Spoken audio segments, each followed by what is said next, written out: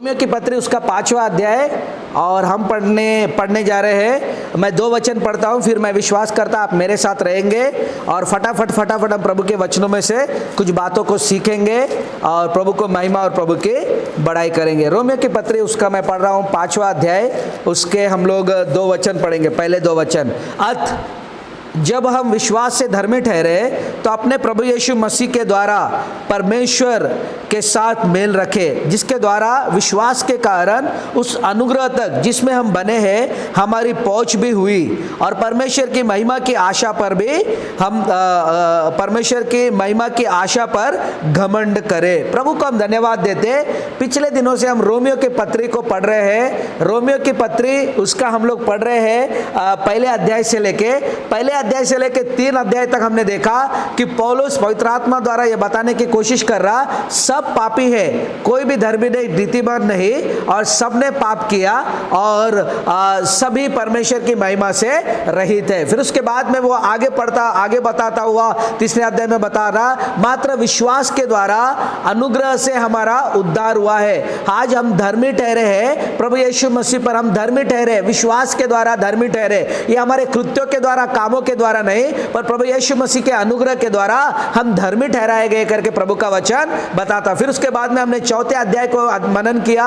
4थे अध्याय में हमने सुना कि अब्राहम जो विश्वास के द्वारा धर्मी ठहराया गया, आज अब्राहम की लीक पर चलने वाले हम सब लोग भी विश्वास के द्वारा धर्मी ठहराए जाते हैं। अब्राहम विश्वास के द्वारा धर्मी ठहराया गया। अब्राहम न तो कृत्यों के द्वारा, कार्यों के द्वारा, परंतु विश्वास के द्वारा धर्मी ठहराया गया। आज उस विश्वास की लीक पर चलने वाले हम सब लोग भी धर्मी ठहराए जाकर प्रतिज्ञा को हम स्वाधीन, विश्वास के द्वारा, विश्वास पर आधारित प्रतिज्ञाओं को हम हमारा कर सकते हैं। आज तीसरी बात हम इसमें से सीखने की कोशिश करेंगे, विश्वास के द्वारा प्रभु यीशु मसीह के कारण परमेश्वर पिता के साथ हमारा मेल है। अब परमेश्वर पिता के साथ मेल होने के कारण हम पर यह अनुग्रह हुआ है कि हम, वहां पर दूसरा वचन कहता, जिसके द्वारा विश्वास के कारण उस अनुग्रह तक जिसमें हम बने हैं हमारी पहुंच हुई है, हम पहुंच गए हैं, या हमारा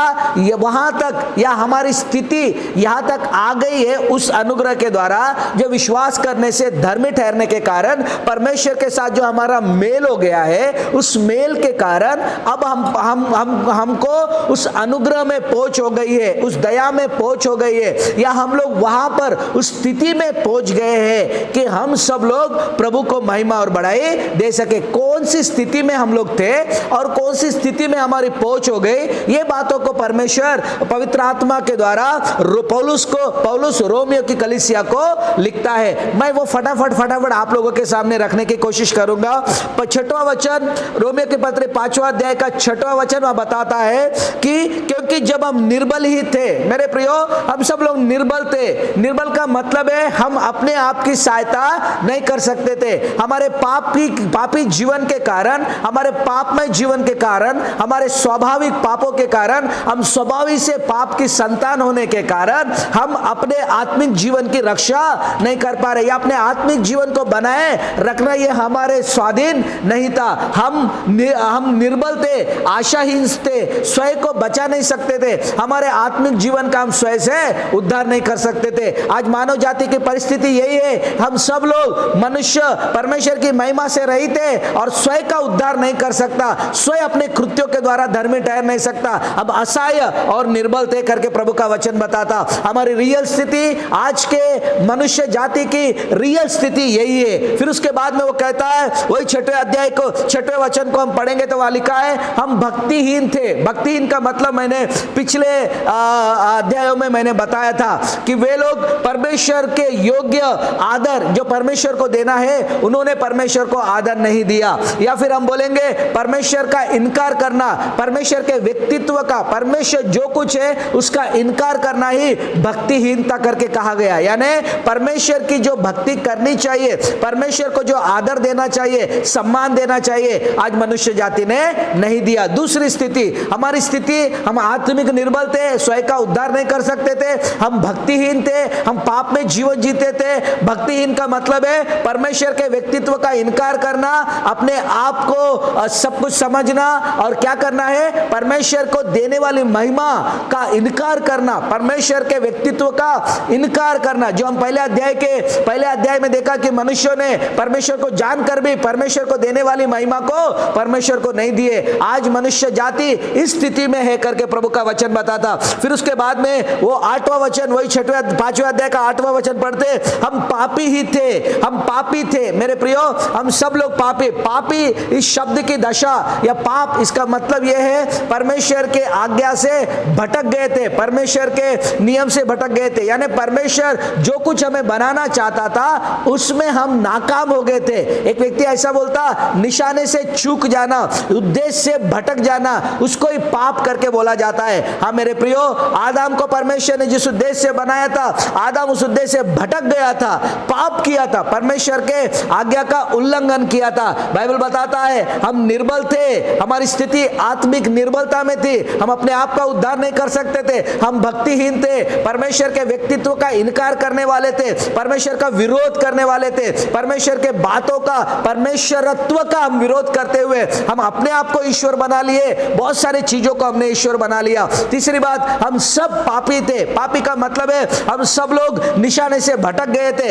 हम सब लोगों को परमेश्वर जो चाहता था, परमेश्वर जो बनाना चाहता था वो ना होते हुए हम और कुछ हो गए करके प्रभु का वचन बताता। फिर उसके बाद में हम लोग अगर जब पढ़ते हैं 9वें वचन में, तो वहां पे लिखा है हम सब लोग परमेश्वर के उस क्रोध की संतान थे, या क्रोध को प्राप्त करने वाले लोग थे, उस गुस्से के योग्य, परमेश्वर के क्रोध को अपने ऊपर देखने की स्थिति में रहने वाले लोग थे। एफेसी की पत्री 2 अध्याय अगर 3 वचन आप पढ़ते हैं तो वहां लिखा है कि स्वभाव ही से हम सब लोग क्रोध की संतान थे। यानी हमारी स्थिति विश्वास में प्राप्त अनुग्रह में पहुंचने से पहले हमारी स्थिति निर्बल थी, हमारी स्थिति भक्तिहीन थी, हम पापी थे। और इतना ही नहीं, हम सब परमेश्वर के क्रोध के संतान थे। और फिर हम जब 10वें वचन में जब जाते हैं, 5वें अध्याय का 10वां वचन, तो वहां लिखा है हम बैरी थे, बैरी होने की दशा में थे। बैरी का मतलब है दुश्मन, शत्रु, जो हमारा विरोध करने वाला है, शत्रु को या दुश्मन को बैरी बोला गया है। तो हम सब लोग परमेश्वर के दुश्मन थे। कुलुस्से की पत्री अगर 1 अध्याय 21 वचन हम पढ़ेंगे तो वहां लिखा है तुम जो पहले निकाले हुए थे और बुरे कामों के कारण मन से बैरी थे। आप सब लोग परमेश्वर के बैरी या परमेश्वर के दुश्मन के समान हम जीते थे। रियल में हमारी परिस्थिति यही थी। प्रभु यीशु मसीह के उस विश्वास के अनुग्रह में पहुंच होने से पहले, विश्वास के उस अनुग्रह में पहुंचने से पहले हमारी रियल स्थिति यही थी। हम सब लोग यही स्थिति में जीते थे। हमारी स्थितियां सचमुच में यही थी करके प्रभु का वचन अति स्पष्ट रूप से हमको बताता है। परंतु प्रभु का धन्यवाद हो, जब हम लोग पढ़ना शुरू कर देते हैं 8वां वचन, परंतु परमेश्वर हम पर अपने प्रेम की भलाई इस रीति से प्रकट करता है, जिस अनुग्रह में आज हम पहुंचाए गए हैं, जिस दया में हम पहुंचाए गए, प्रभु यीशु मसीह के मेल के कारण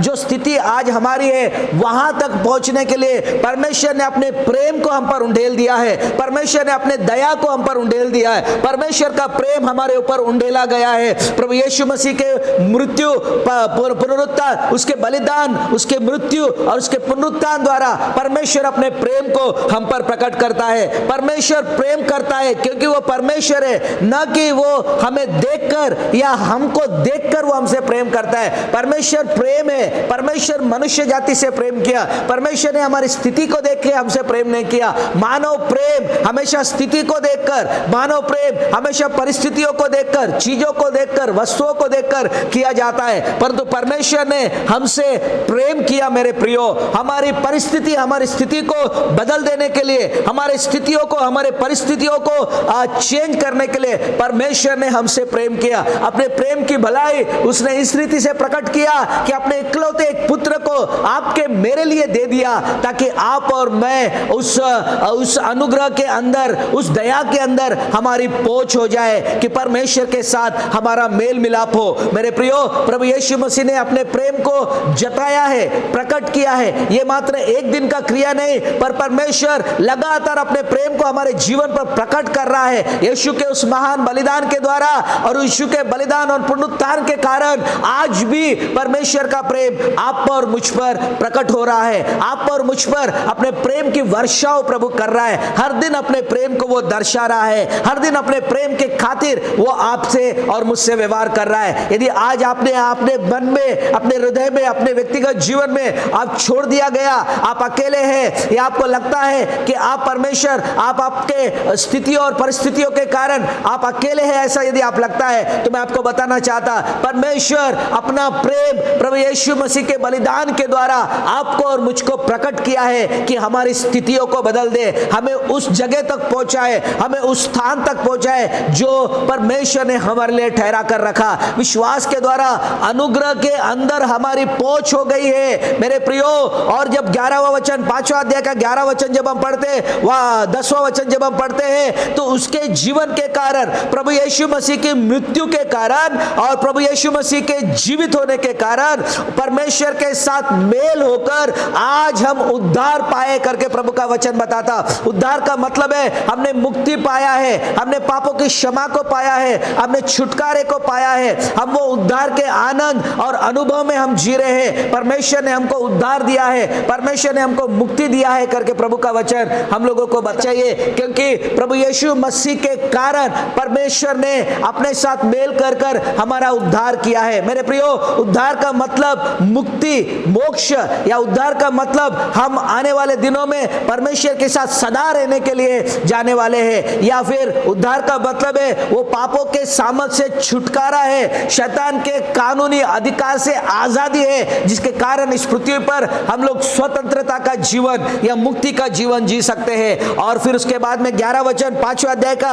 11 वचन ये बताता है, केवल यही नहीं, हालेलुया, केवल इतना ही नहीं कि आपको निर्बलता में सामर्थ्य दिया, इतना ही नहीं, भक्तिहीन दशा में, बैरी की दशा में, पाप की दशा में, क्रोध की संतान होने की दशा में परमेश्वर ने अपने प्रेम को दिखाया और आपको उद्धार दिया। केवल यही नहीं, पर हम अपने प्रभु यीशु मसीह के द्वारा, जिसके द्वारा हमारा मेल है, परमेश्वर में आनंदित होते हैं। हालेलुया, प्रभु यीशु मसीह के कारण परमेश्वर पिता के साथ जो हमारा मेल हो गया है, मेल का मतलब है परमेश्वर के साथ आपकी जो शांति है, परमेश्वर के साथ आपका जो एकता है, परमेश्वर के साथ आपका जो संबंध है, उसके कारण आप आनंद से भरे हुए हैं। आप आनंद से भरे हुए करके प्रभु का वचन बताता है। आप आनंदित है, आप आनंद से भरे हुए, पवित्र आत्मा ने वो आनंद को आपको और मुझको दिया है। पवित्र आत्मा के वो आनंद के अंदर है, प्रभु यीशु मसीह के मेल के अंदर हम आनंदित है, प्रभु यीशु मसीह के मेल के अंदर हम आनंदित जिंदगी जी रहे हैं। मेरे प्रियो, प्रभु ने हमें मुक्ति दिया है, प्रभु ने हमें छुटकारा दिया है, प्रभु ने हमें अनंत काल का जीवन दिया है, प्रभु ने हमें दुश्मन या बैरी की दशा में नहीं, पर उस अनुग्रह में पहुंचाया है कि अब वो हमसे प्रेम करता है, वो हमें अपनी संतान कहता है, वो हमें अपने गले से लगाता है, वो हमसे प्रेम को, हमारे अपने प्रेम को हर दिन हम पर प्रकट करता है, हर दिन अपने प्रेम को हमारे प्रति नवीनीकरण, नूतनीकरण करता हुआ हमसे मुलाकात करता है करके प्रभु का वचन बताता। इस कारण परमेश्वर का मेल होने के कारण अब हम आनंदित रहे, अब हम खुश रहे, हम प्रभु की महिमा करें, प्रभु की बड़ाई करें। फिर एक बार मैं दूसरा वचन पढ़ता, 5वां अध्याय का दूसरा वचन, वहां लिखा है, जिसके द्वारा विश्वास के कारण उस अनुग्रह तक जिसमें हम बने हैं हमारी पहुंच हुई है, और परमेश्वर की महिमा की आशा पर घमंड करे। इस कारण प्रभु को धन्यवाद दे। घमंड करने का एक भाषा में, घमंड करने का एक भाषा में ट्रांसलेशन ऐसा है, आनंदित रहे, परमेश्वर की इस महिमा की आशा के अंदर आप खुश रहे, आप आनंदित रहे, आप धन्यवाद देते रहे, आप स्तुति करते रहे, आप गौरव करते रहे। आप इस बात पर घमंड करें, घमंड इस बात पर नहीं कि आप बहुत कुछ जानते हैं, घमंड इस बात पर नहीं आपके पास बहुत पैसा है, घमंड इस बात पर नहीं कि हमको सब कुछ मालूम है, पर घमंड इस बात पर है कि आज उस अनुग्रह के अंदर हमारी पहुंच हुई है, जहां पर परमेश्वर के साथ हमारा मेल मिलाप है। आज परमेश्वर के मेल मिलाप में उस प्रेम का अनुभव हम कर सकते हैं, उस प्रेम के अनुभव के द्वारा हर दिन हम आनंदित जिंदगी जी सकते सकते हैं, हम खुशी से भरी हुई जिंदगी जी सकते हैं, आनंद से प्रभु को धन्यवाद देते हुए, उसकी स्तुति करते हुए हर दिन का जीवन हम जी सकते हैं। यहां तक हमारी पहुंच हुई है करके प्रभु का वचन बताता। इस कारण अब पौलुस बार बार कहता है, मैं मेरी निर्बलताओं पर घमंड करता हूं, मैं अपने आप पर घमंड नहीं करता, मेरे ताकत पर घमंड नहीं करता, मेरे शक्ति पर मैं घमंड नहीं करता। पर पौलुस का कहना है कि मैं उन चीजों पर घमंड करता हूं, उन चीजों पर घमंड करता हूं कि जो प्रभु यीशु मसीह में मैं हूं, हमारी निर्बलताओं पर घमंड करता हूं और प्रभु यीशु मसीह के कारण मैं उसकी स्तुति करता हूं। घमंड करने का एक अर्थ है आनंदित होना, घमंड करने का एक अर्थ है खुश रहना, घमंड करने का एक अर्थ है वो प्रभु की स्तुति और महिमा करते हुए उसको प्रशंसा, उसको बढ़ाई देना। आज आप सभी को उस अनुग्रह के अंदर पहुंच हुई है जहां पर परमेश्वर आपको ना निर्बल, ना भक्ति, ना बैरी, ना क्रोधी, ना दुश्मन और ना ही आपको पापी गिनता है, पर परमेश्वर अपनी संतान के रूप में अपने प्रेम को अपने आपके ऊपर उंडेलता है और अपने मेल मिलाप की वो संगति के द्वारा आपके अंदर खुशी और आनंद हर दिन वो देता है। हर दिन वो खुशी और आनंद में आप जिए, खुशी और आनंद में आप आनंद मनाए, इसके लिए परमेश्वर आपको ये अनुग्रह देता है मेरे प्रियो। इसलिए मैं आपको एनकरेज करना चाहता हूं, इस सुबह के समय उसकी स्तुति करे, उसकी महिमा करे, निराश ना हो, मन में बेचैन ना हो, अपने स्थितियों को, अपने परिस्थितियों को, जो तकलीफों को आप देख रहे हैं उसके कारण निराश ना होते हुए प्रभु को महिमा और गौरव दे, उसकी बढ़ाई और उसके नाम को ऊंचा उठाते रहे। बस इतना वचन अगर लिखा होता तो प्रभु का धन्यवाद हो, परंतु पौलुस इसको आगे बढ़ा रहा है। पौलुस इस चीजों को आगे बढ़ाता वो कह रहा है, क्या कह रहा है हम लोग पढ़ने की कोशिश करेंगे। हम लोग पढ़ेंगे तीसरे वचन से हम पढ़ने की कोशिश करेंगे। केवल यही नहीं, बहुत ध्यान से सुनो, केवल यही नहीं वरन हम क्लेश में भी घमंड करें। यानी पौलुस क्या बोल रहा है, केवल परमेश्वर की संगति के कारण, उसके साथ मेल मिलाप के कारण, उसके अनुग्रह में आपकी पहुंच होने के कारण, आप मात्र उसी के कारण घमंड या खुश रहे, ऐसा प्रभु नहीं चाहता। पर प्रभु चाहता है कि आप क्लेश में भी आनंद करें, आप तकलीफ में भी आनंद करें, आप परेशानी में भी आनंद करें करके प्रभु का वचन बताता है। याकूब की पत्री यदि हम दूसरा वचन पढ़ेंगे तो वहां पर लिखा है, क्या लिखा है, यदि हम पढ़ेंगे तो वहां पर लिखा है, मैं आपके लिए पढ़ता हूं। हे मेरे भाइयों, जब तुम नाना प्रकार की परीक्षा में पढ़ो तो उसको पूरे आनंद की बात समझो, ये बड़े खुशी की बात समझो। परमेश्वर के उस अनुग्रह को जो आपके जिंदगी में हुआ है, परमेश्वर की वो कृपा को जो परमेश्वर आपके जिंदगी में दिया है, परमेश्वर की वो दया को जिसको परमेश्वर ने आपके जीवन में दिया है, इस कारण आप क्या करें, याकूब मात्र उसकी संगति में रहने की खुशी, उसके मेल मिलाप में रहने की खुशी में ही आनंदित ना हो, पर क्लेश में भी, आप तकलीफ में भी, आप परीक्षाओं में भी आप क्या करें, आनंदित हो करके प्रभु का वचन बताता। मत्ती उसका 5वां अध्याय 11 और 12 वचन यदि आप पढ़ेंगे तो वहां लिखा है, मान लीजिए आपकी निंदाओं में, आपके तकलीफों में, आपके परेशानी में जब ये सब होता है तो यीशु मसीह कहता है तुम आनंदित और मगन होना करके वहां लिखा है मेरे प्रियो। आनंदित होना और मगन होना करके लिखा है। हाँ मेरे प्रियो, ग्रीक शब्द एक किताब में पढ़ रहा था, उसमें लिखा है क्लेश, या क्लेश का मतलब है दबाव, पीड़ा या कठिनाई। यानी हम इस जीवन में जब जीते हैं, आवश्यकताओं का दबाव, जब हम परिवार को चलाते हैं, घर को चलाते हैं, हमारे जीवन में बहुत सारी आवश्यकताओं का दबाव हमारे जीवन में हम महसूस करते हैं, कठिन परिस्थितियों का दबाव हमारे जीवन में महसूस करते हैं, कष्ट और सताव का दबाव हम महसूस करते हैं। जब प्रेशर आ जाता है, जब दबाव आ जाता है, जब हमारे ऊपर बहुत सारे चीजों का बोझ आ जाता है, तो मेरे प्रियो हम बेचैन न हो। कई बार हम ये संसार में रहते समय जब ऐसे चीजों का प्रेशर, ऐसे चीजों का दबाव हमारे जीवन में जब हम महसूस करते हैं तो मेरे प्रियो वहां पर हम लोग, हमारी प्रतिक्रिया रोना रहता है, चिल्लाना रहता है, कुड़कुड़ाना रहता है, शिकायत करना रहता है, हो सके तो विद्रोह कर कर उस व्यक्ति के विरुद्ध, उस लोगों के विरुद्ध, उस कलीसिया के विरुद्ध विद्रोह कर कर भी हम जीवन जीने की कोशिश करते हैं। मेरे प्रियो, आप प्रभु की संगति में, प्रभु के अनुग्रह के अनुग्रह के अंदर आपकी जो पहुंच हुई है, उस पहुंच के अंदर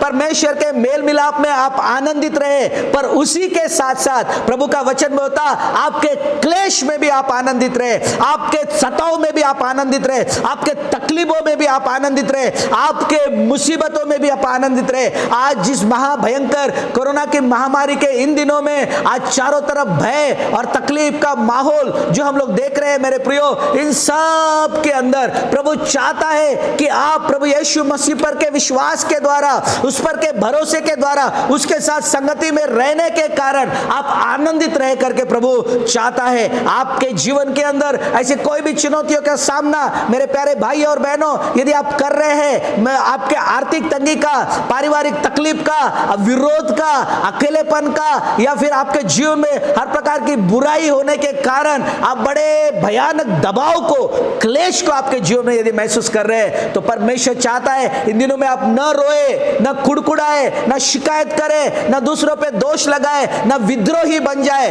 पर प्रभु चाहता है कि आप आनंदित रहे। पौलुस बोलता है केवल, मैं वापस पढ़ रहा हूं 3 वचन, 5वां अध्याय का 3 वचन, केवल यही नहीं वरन क्लेश में भी हम घमंड करें। यानी इसका मतलब है क्लेश में भी हम आनंदित रहे, क्लेश में भी हम खुश रहे। 2 कोरिन्थियों उसका 4 अध्याय 17 वचन में पौलुस बोलता है जिस अनुग्रह के अंदर हमारी पहुंच हुई है, उसके अंदर यह हल्का, पल भर का हल्का सा क्लेश हमारे लिए बहुत बड़ी महिमा को देने वाला है, क्योंकि हम जिस जगह पे हमारे परमेश्वर के अनुग्रह के द्वारा हमारी पहुंच हुई है, वो इज अ वेरी, वो बहुत ही महत्वपूर्ण और बहुत सामर्थी चीज है जिसके अंदर हम बने हैं। मेरे प्रियो, परमेश्वर पे, परमेश्वर के मेल मिलाप के कारण, यीशु मसीह पर के विश्वास के द्वारा जिस अनुग्रह के अंदर हम हमारी पहुंच हुई है, उस अनुग्रह के अंदर हुए स्थिति के कारण हम क्लेश का सामना करें आनंद के साथ करके प्रभु बताता है। हमारे पास जो महिमा है उसके सामने आज के क्लेश मायने नहीं रखते। ये समझकर आप जो स्थिति में प्रभु ने आपको पहुंचाया है, जो अनुग्रह के अंदर आप है, जिस अनुग्रह के अंदर आपकी पहुंच हुई है, उसके अंदर बने रहने के लिए क्लेश को भी प्रभु परमेश्वर के वचन के अनुसार आनंद के साथ सामना करने वाले बने करके आज पवित्र आत्मा परमेश्वर हमें प्रोत्साहित और एनकरेज कर रहा है। उसी को मैं कंटिन्यू करता हूं, 5वां अध्याय का 3 वचन को कंटिन्यू करता हूं। केवल यही नहीं वरन हम क्लेश में भी घमंड करें, यह जानकर कि क्लेश से धीरज उत्पन्न होता है। क्लेश से धीरज आ जाता है। धीरज का अर्थ है अधीर रहना, या स्थिर और दृढ़ रहना, या विपत्ति के समय साहस से खड़े रहना, धैर्य से खड़े रहना, तकलीफ के समय हिम्मत के साथ खड़े रहना। मेरे प्रियो, तकलीफ के समय हिम्मत के साथ खड़े रहना। कई बार क्लेश का सामना करते हुए यदि हम धीरज नहीं रखेंगे तो पक्का हमारे अंदर कड़वाहट और निराशा हमारे जिंदगी में पैदा होगा। लोगों के प्रति कड़वे हो जाएंगे हम लोग, स्थिति के प्रति कड़वे हो जाएंगे हम लोग परिस्थितियों के प्रति कड़वे हो जाएंगे और निराशा के साथ हम बैठे रहेंगे। पर प्रभु चाहता है जब क्लेश का सामना करो, आनंद के साथ उसको दृढ़ता से सहते रहो, आनंद के साथ उसको दृढ़ता से सहते रहो करके प्रभु चाहता। क्लेश से धीरज तब उत्पन्न होता है जब हम विश्वास के साथ उस परिस्थिति का सामना करते हैं, उस स्थिति का सामना करते हैं। परमेश्वर पर के विश्वास के साथ हम वो परिस्थिति का यदि सामना करते हैं तो मेरे प्रियो धीरज उत्पन्न होना शुरू हो जाता है। क्लेश के समय हड़बड़ी मत कीजिए, तकलीफों के समय हड़बड़ी मत कीजिए। यदि आपकी कोई निंदा करता है हड़बड़ी मत कीजिए, आपका कोई विरोध करता है तो तुरंत उसके साथ दुश्मनी या बदले की भावना से, कड़वाहट से और द्वेष से मत भर जाइए। विश्वास के साथ प्रभु पर भरोसा करते हुए प्रभु को महिमा दीजिए, प्रभु की बड़ाई कीजिए, प्रभु का गौरव कीजिए, प्रभु की स्तुति कीजिए। आपके अंदर धीरज उत्पन्न होना शुरू हो जाएगा, आपके अंदर वो धैर्य उत्पन्न होना शुरू हो जाएगा, आपके अंदर परमेश्वर वो धीरज को उत्पन्न करेगा करके प्रभु का वचन बताता है। हाँ मेरे प्रियो, हर परिस्थिति में परमेश्वर विश्वास योग्य है, परमेश्वर संभाल सकता है। वो आपको सहने से बाहर परिस्थितियों में कभी भी नहीं डालेगा। इसीलिए धैर्य के साथ, विश्वास के साथ उस क्लेश का, उस तकलीफ का सामना आप करेंगे तो आपके अंदर धीरज, आपके अंदर सामर्थ्य को आप देख पाएंगे। हम शद्रक मेशक अबेदनगो को देख पाते हैं, उनके सामने आग की भट्टी का क्लेश था, बड़ा भयानक सताव था, भयानक तकलीफ था, पर विश्वास, वो अपने परमेश्वर पर विश्वास के साथ, धैर्य के साथ खड़े रहे और धीरज से उस भयानक आग का सामना कर सके। और प्रभु का वचन कह बताता है कि वो खरे निकल पाए, वो सच्चे निकल पाए, वो धैर्यवंत निकल पाए। जब हम लोग वही 5वां अध्याय का 4था वचन जब हम पढ़ते हैं, रोमियो की पत्री 5वां अध्याय का 4था वचन वहां लिखा है, और धीरज से खरा निकलना और खले निकलने से आशा उत्पन्न होती है। धीरज से खरा निकलना।